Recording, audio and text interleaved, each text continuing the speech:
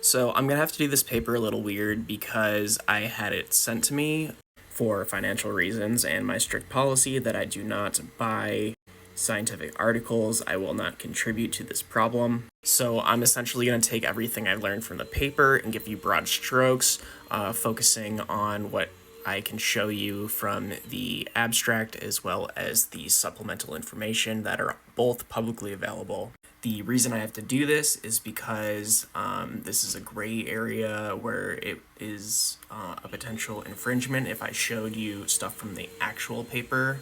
Anyway, so what this paper is looking at is the potential source of fomite transmission of COVID onto masks. Essentially, this scenario right here, where a COVID-infected person is speaking to you, gets COVID particles on your mask. The question is, will you have COVID particles generated on your hand that you could become infected with when you touch the mask and handle it? And it was an interesting study because they essentially nebulized, they aerosolized COVID particles from a solution into a chamber, and in this chamber they had a couple different setups that were hooked up to pumps that sucked air through the mask at a constant rate, and this was set to speeds that would simulate breathing. And this pump was allowed to run for about an hour. During that time, they were having the mask material sit in the chamber, so you have all these virus particles theoretically floating around, aerosolized virus particles, and then they get sucked into the mask, and then it would stick onto the mask surface.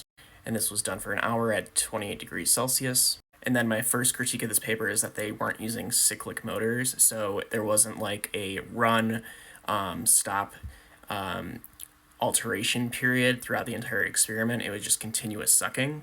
So while this was set to an appropriate breathing rate of, I think, like 2 liters per minute, so in that type of scenario, it would generate you'd just be like constantly pulling air in, and it doesn't give time for the mask to relax during an exhale, where it would sort of spread away from the face a little bit with a ill-fitting mask, like a baggy blue, which would then allow virus particles to go inside. But I guess it's okay because they're looking just at the outside, but I think that is going to distort some of these results.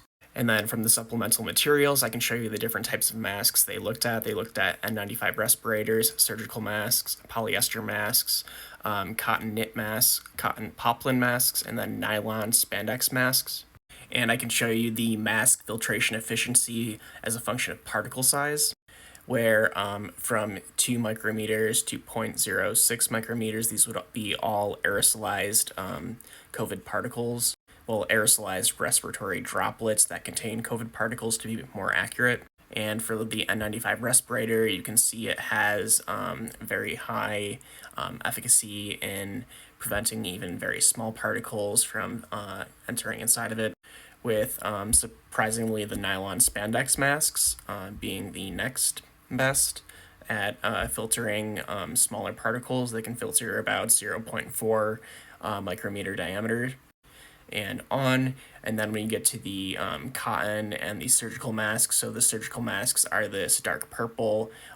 They at best for very large particles have about looks like about a 90% particle filtration efficiency.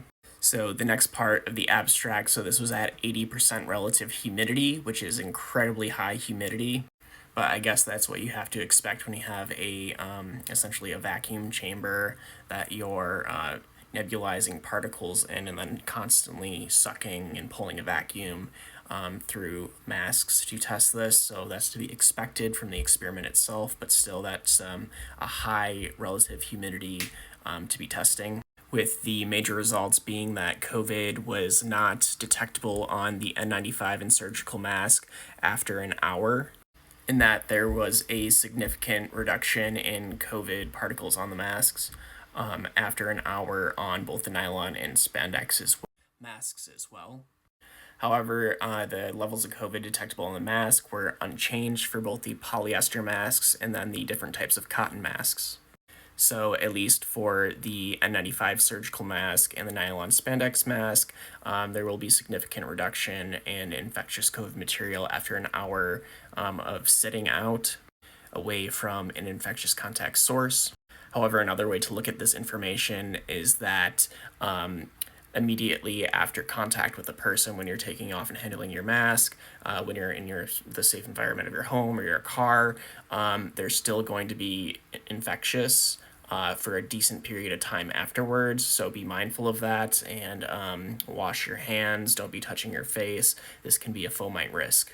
And then the next issue I have is when they were using artificial skin to test the transfer of COVID to skin. There's big issues with artificial skin in that, let me just show you. So they specifically used vitro skin, but the big differences between something like this and something like actual skin is that my skin has ridges and pores, meaning that it has a higher ability to grip onto things, unlike artificial skin.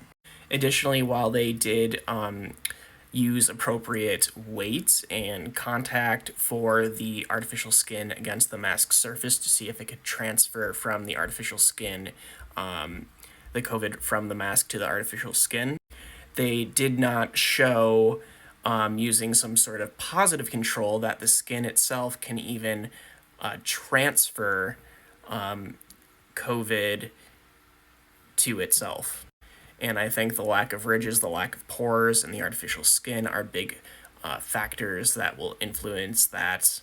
So I can't put much weight to their conclusion that there is no risk from for skin transfer because of those three glaring points of contention. What they should have done is use something like pig skin or some sort of animal carcass skin, as that would at least get rid of the ridge and porosity issues.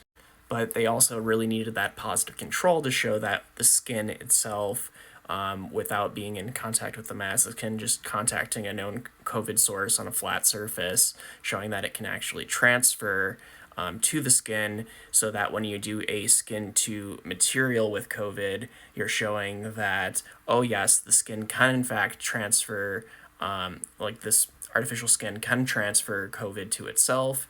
And then we showed that when we tried to test it to the mask, it did not. So that's my big issue with the skin transfer. So ultimately, I think some of their conclusions are off basis, but I still think this is good information to know.